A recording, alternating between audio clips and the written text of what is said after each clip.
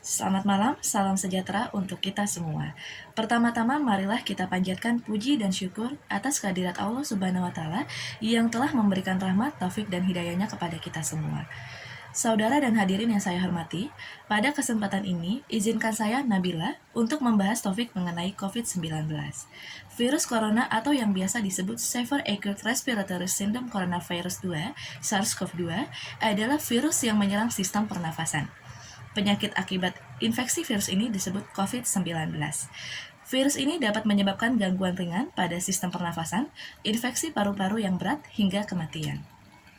Severe Acute Respiratory Syndrome Coronavirus 2 atau yang disebut SARS-CoV-2 atau juga bisa lebih dikenal dengan nama virus corona adalah jenis baru dari coronavirus yang menular ke manusia. Virus ini dapat menyerang siapa saja, mulai dari lansia, orang dewasa, anak-anak, dan bayi, sampai ibu hamil dan ibu menyusui.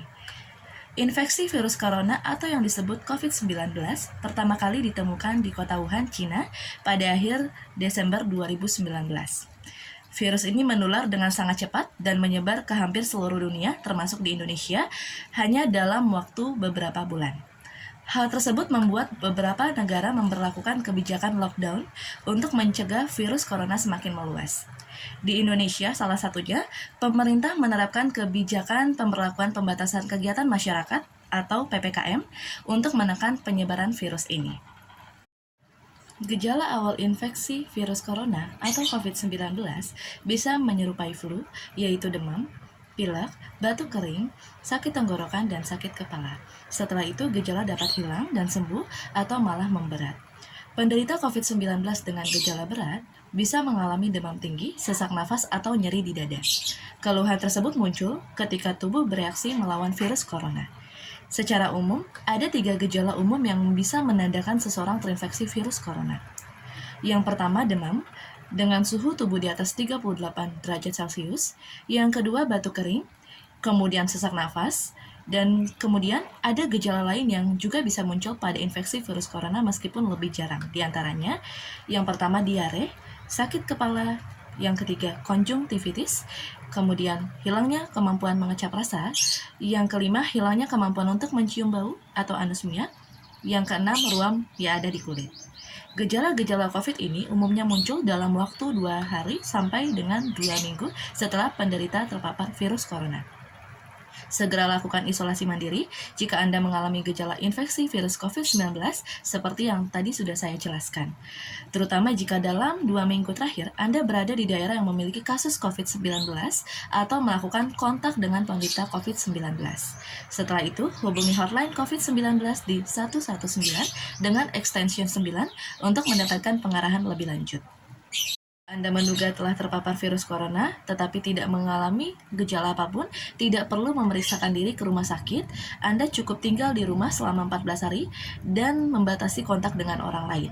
Bila muncul gejala, baru lakukan isolasi mandiri dan tanyakan kepada dokter melalui telepon atau aplikasi mengenai tindakan yang perlu dilakukan dan obat apa yang perlu dikonsumsi.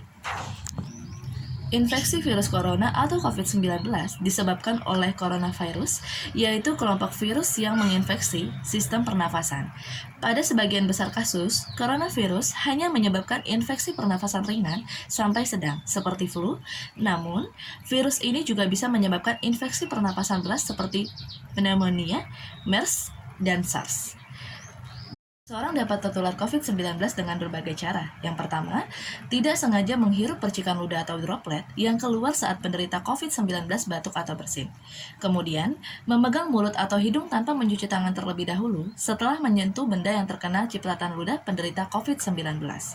Kemudian, melakukan kontak jarak dekat dengan penderita COVID-19. Virus corona ini juga bisa menular melalui benda-benda yang sering disentuh seperti uang, gagang pintu, atau permukaan meja. Untuk menentukan apakah pasien terinfeksi virus corona, dokter akan menanyakan gejala yang dialami pasien.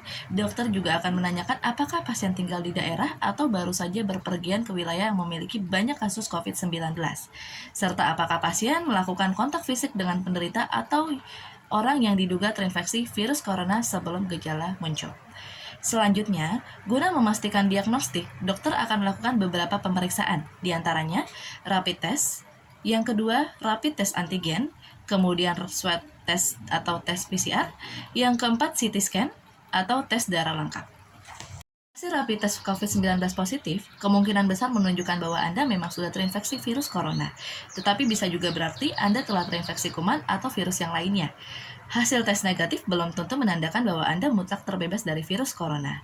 Pada pasien bergejala ringan atau tanpa gejala, dokter akan menyarankan untuk isolasi mandiri di rumah sambil tetap melakukan langkah-langkah pencegahan penyebaran infeksi virus corona.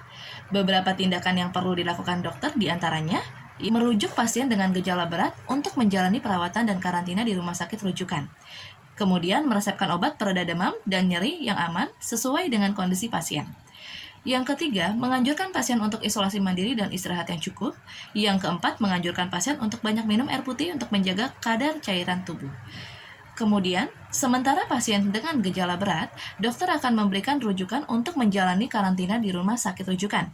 Metode perawatan yang dapat diberikan antara lainnya, yang pertama pemberian infus cairan agar tetap terhidrasi. Yang kedua, pemasangan ventilator atau alat bantu nafas.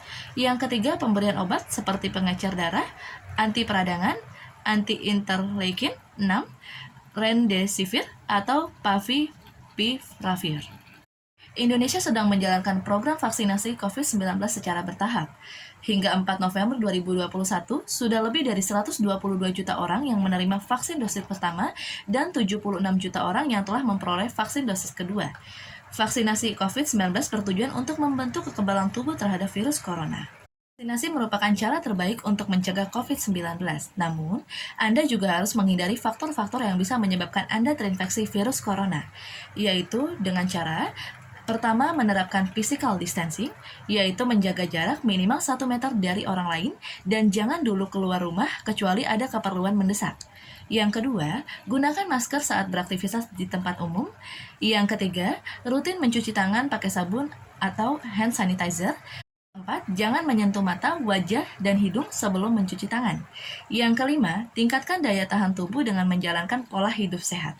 Kemudian yang keenam, hindari kontak dengan penderita COVID-19. Yang ketujuh, tutup mulut dan hidung dengan tisu saat batuk atau bersin. Dan yang kedelapan, jaga kebersihan, lingkungan, dan kebersihan rumah. Karena itu, sebagai masyarakat, hendaknya kita mematuhi anjuran pemerintah tersebut guna memerangi angka COVID-19.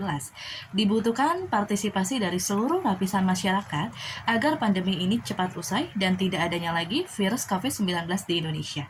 Sekian pembahasan mengenai COVID-19 dari saya, kurang lebihnya mohon dimaafkan. Salam sehat untuk kita semua. Terima kasih atas kesediaan waktunya. Selamat malam.